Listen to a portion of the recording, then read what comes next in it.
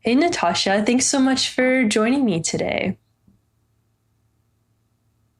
Thanks for having me, Kyla. So, my first question is going to be about your op ed, which you wrote about DOGE. And you said that DOGE is saying that it's saving all of this money, but is actually going to lose a lot more. It estimates that it saved about $115 billion. And that number has been contested across the board. And you actually Mm. believe that the cuts to the IRS that are an attempt to save money will cost the government even more in the long run. So, could you give an overview of Elon Musk's and Doge plan to Totally. shrink the IRS and why you expect it to backfire? Totally. And I think it's like a really important issue. So I'm glad you're asking about it. The reality is what you've been hearing from Doge is that we need to do more with respect to waste, fraud, and abuse across the government in order to bring ourselves to lower our deficits and make ourselves more fiscally responsible.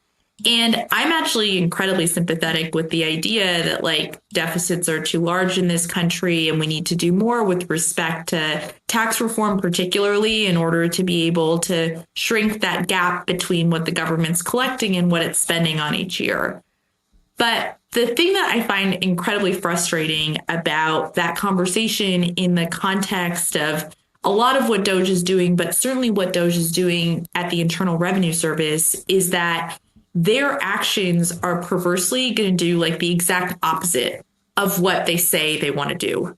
So it is not like a partisan view. In fact, every president since Reagan has suggested that if you invest more dollars in the IRS, what you're going to be able to do is you're going to be able to capture more revenue. And the reason for that is that today there's a really big gap, about a $700 billion gap annually between the taxes that the government is owed and what it's actually able to collect. And so if you make efforts to like do more in tax enforcement, encourage more compliance, you're going to collect more of that $700 billion. And the reason why presidents of both stripes and, policymakers who were Republicans, policymakers who were Democrats have kind of supported efforts like these is almost like it's like low hanging fruit.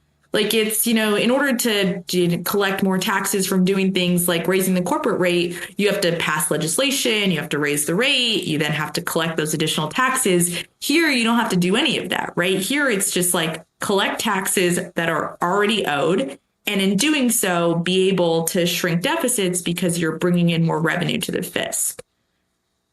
In the same way that investing in the IRS is going to mean lower deficits and more revenue coming in, decimating the IRS as Doge and the administration are considering things like 50% across the board cuts to its workforce mean that you get to do less of that enforcement. You just have fewer people to be doing the work of trying to collect those uncollected taxes. And that means fewer dollars come in the door and our deficit picture gets worse, not better. Hmm. And why does that tax gap, the $700 billion, why does that exist in the first place? Yeah. And clearly the answer is not destruction in terms of fixing it, but like, where does it actually come from? Totally. And again, I think it's like a super important question because it tells you not just where it comes from, but also who benefits from the fact that this evasion exists in the economy. And what's interesting is that the tax gap is not sort of uniformly distributed across taxpayers in the country. Every household and every business interacts with the IRS each year. We're in the middle of filing season, people are filing their taxes. But it's not true that everyone sort of evades or underpays equally. For certain types of income, particularly for like what I call like ordinary taxpayers, people who are making wages or salary income in the economy, like their compliance rates are essentially 100% because they're not even doing anything really to comply with their tax obligations. Their taxes are automatically withheld on the wages that they earn. But for people in the economy who happen to earn income in ways that are more opaque to the IRS, where there isn't withholding or where the IRS doesn't actually have any information that it can use to cross-check that you're accurately filing your taxes, income types like proprietorship income or certain kinds of partnership income or rental income, For those streams, compliance rates are actually under 50% because it's relatively straightforward to underpay your taxes. The IRS kind of outside of doing like a full audit isn't able to just easily cross-check against some other source of information to make sure you're paying what you owe. And what's important about this is not just like certain types of taxpayers have the opportunity to evade and other types of taxpayers don't, though that's obviously really important. It's also interesting and important to consider the distribution of the tax gap.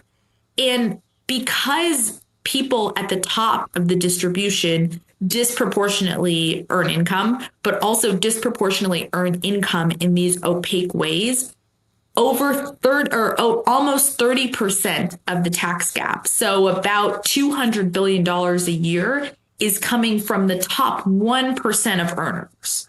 So as you scale back efforts to do more with respect to capturing this tax gap, these dollars that should be paid but aren't being paid today, what you're doing is you're essentially giving an evasion advantage to the top of the distribution and making it larger in ways that make the economy unfair and are inequitable because they hurt people at the bottom of the distribution relative to people at the very top. And how would this be worsened? I mean, I think the answer is relatively clear, but how would this be worsened by cutting the agency's workforce by 50%? Yeah, I mean, so just to make the point very stark, the IRS received about $80 billion of additional funding in the Inflation Reduction Act, which was passed a few years ago. And the idea was to help the agency move into the 21st century. And why did they need those resources? They needed those resources because at the time in 2019 and 2020, they had fewer revenue agents in the field doing audits than at any time since World War II. They had basically a 0% audit rate for partnerships. It was 0.1%. They were in a situation where, with respect to being able to pursue certain types of, like, even the most basic type of evasion, which is like people not filing their taxes, just like not filing their tax returns. They were losing tens of billions of dollars a year from high income non-filers because they didn't have people on the ground to be able to do the work. And they were running on technology that dated back to the 1950s and is the oldest technology in the federal government. And so all of this is like a pretty substantial sort of need for investment that existed just a few years ago.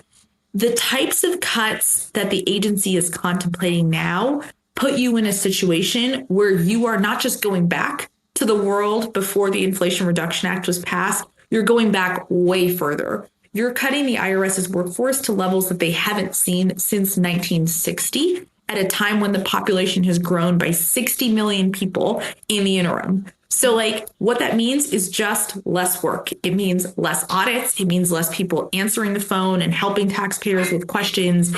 It means less ability to be able to do this type of very profitable work from the agency's perspective that has a return of every $1 you spend on high income enforcement returns 12. So you can do just less of this work in a world in which the agency doesn't have a workforce, let alone the resources it needs to be able to invest in these types of efforts. And clearly this problem precedes this current administration.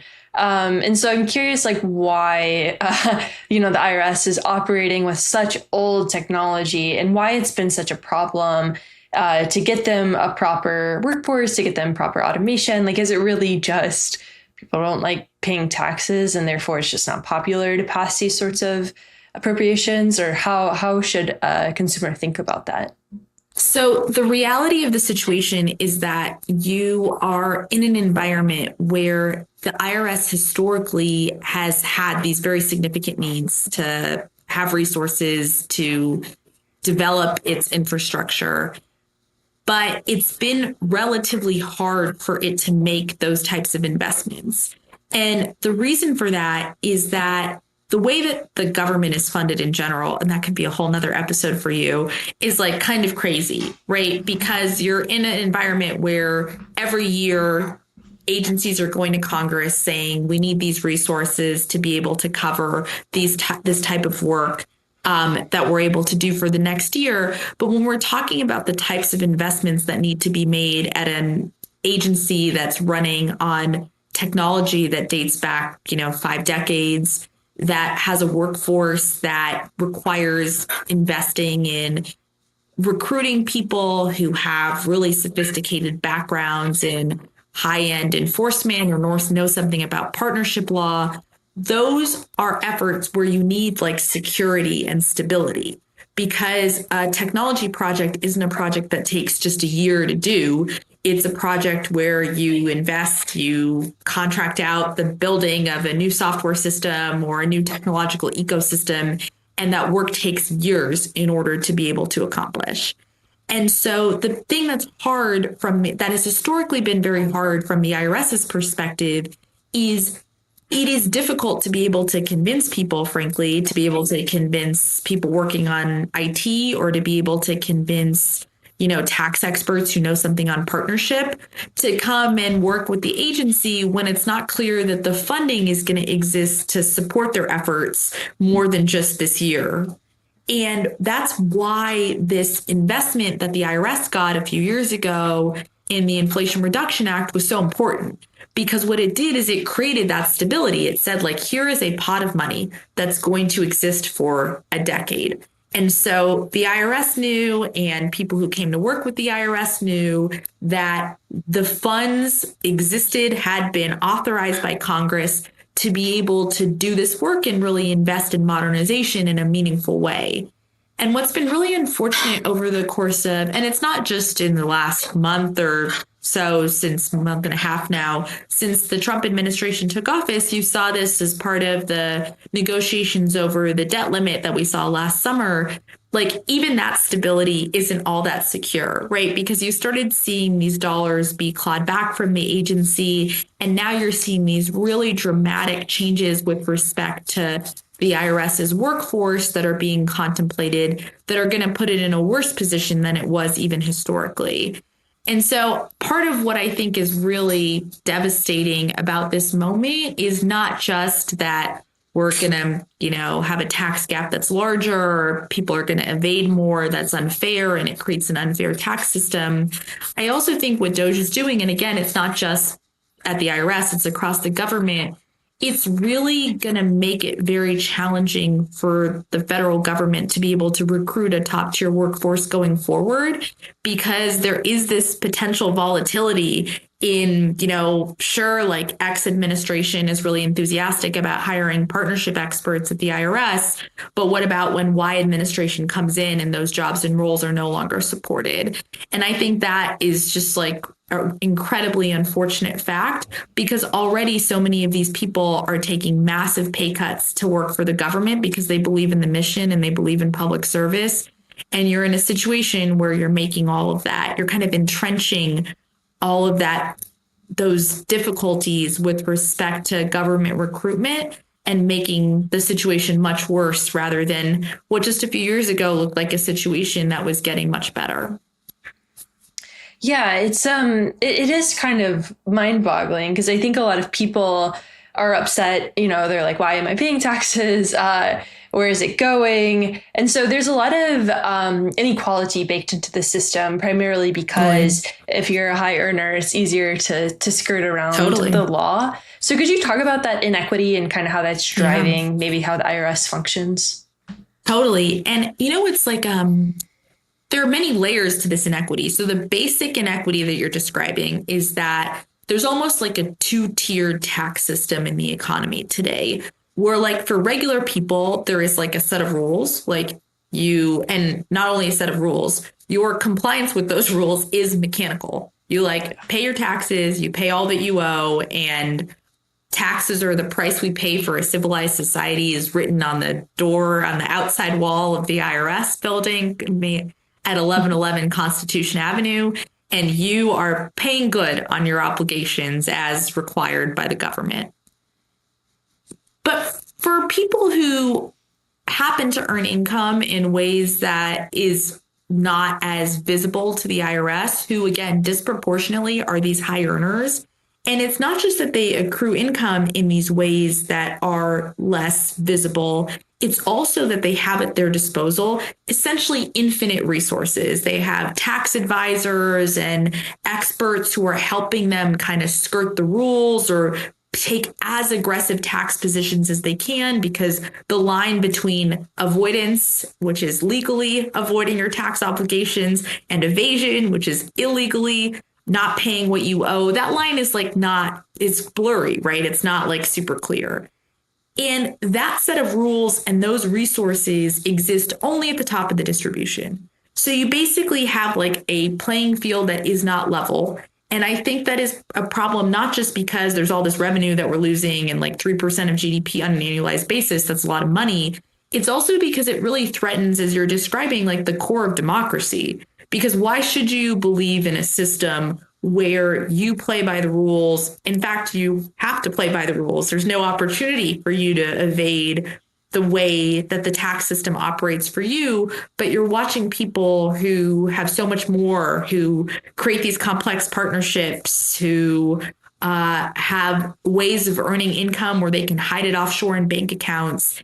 And none of that is penalized in the same way. And they're not doing. Their taxes are the price we pay for a civilized society. And the other thing I think is really threatening from an equity perspective, but also from a competition perspective in the economy, is let's say you have two business owners and one business owner like believes in making good on civic duty and like, you know, buys into the quote, taxes, price we pay, civilized society. They pay all their taxes in full.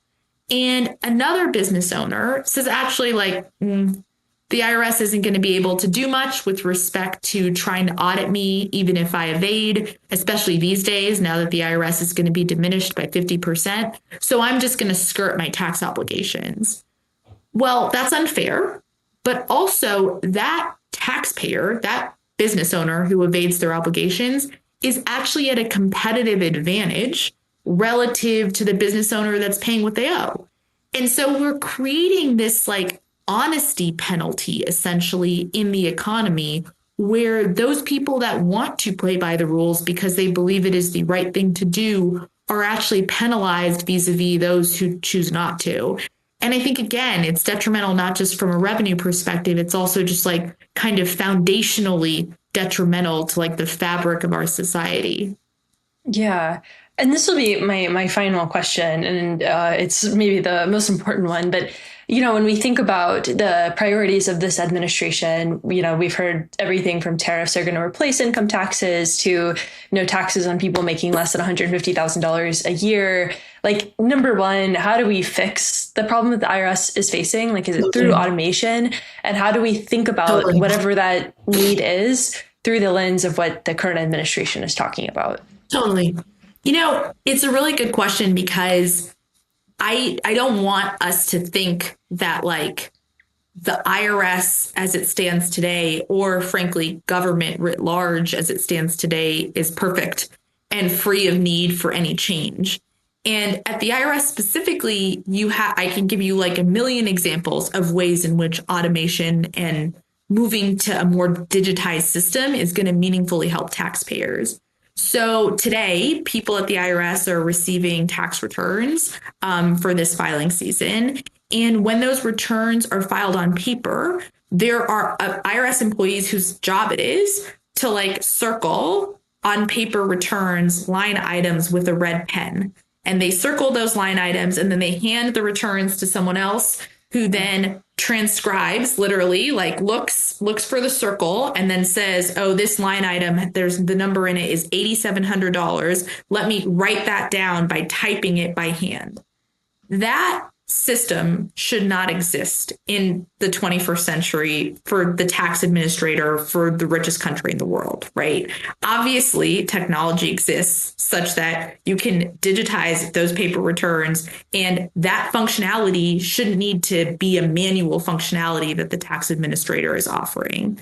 Similarly, if you think about some of what the IRS has tried to do over the course of the last few years, they've tried to make significant inroads with respect to something called direct file, which is the idea that rather than using an expensive tax preparer who costs hundreds of dollars, takes several hours for a taxpayer to engage with, why can't you directly file your taxes for free at the IRS? And this is just like a test phase they've been in. Let's take things one step further. For taxpayers where the IRS already knows basically all the information there is to know about you because they learn about your wages from your employer, they learn about your investment income from your financial institution because of third-party reports that those institutions have to file with the agency. Well, why can't we be like other countries in the world where not only do we offer you the chance to directly file your returns with the tax administrator, why can't we pre-fill your returns for you and take away, we don't need you to do a bunch of work with respect to what do you owe. We take away that work from you and ease the burden on taxpayers in a really meaningful way. And all of that is the sort of vehicle to get there is we need an IRS that has the technological capacities that it doesn't have today, such that people don't like fax information into the agency or send it by paper, but they're communicating electronically and they're communicating seamlessly and instantaneously with the tax administrator. And the way we get from like here to there is not decimating the IRS such that they don't have a workforce and then hoping magically that what's going to happen is they're going to be able to automate out of need. That like won't work because what is actually going to happen and has happened historically is that rather than building the new plane, building future state IRS, investing in all this technology, what a decimated IRS is going to have to do is all hands on deck, sort of trying to hold the tax system together with like Scotch tape and glue and focusing on making sure that filing season doesn't break too badly, rather than focusing on building a world in which taxpayers are able to automatically fulfill their tax obligations with the agency instantaneously. And so I'm really sympathetic with the importance of doing more with AI. I'm really sympathetic with the importance of doing more with technology and automating a lot of what is done manually today. It's just the way you get there is by investing in the agency rather than destroying it. Yeah, that's a great final line. Think about investing versus destroying. Thank you so much, Natasha. This has been an extremely informative conversation and a very important one. So thank you. Oh, I'm so happy to do it. And thanks so much for having me again.